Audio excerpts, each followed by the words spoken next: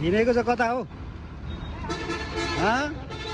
हिँडेको चाहिँ कता भन्नु न ए दाइ पनि हुँदो रहेछ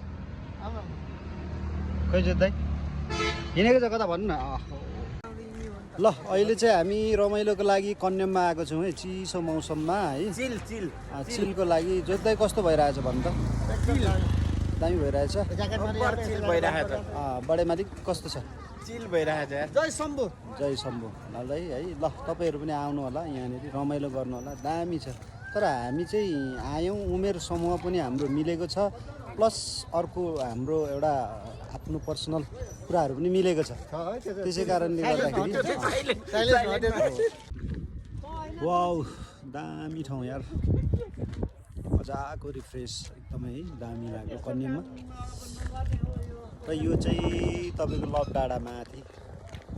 उठ्यो भने जित्ने घन्टी ल्याऊ हामी संसार सबै लागेर हराउनु खोज्दा पनि सकिँदैन घन्टीलाई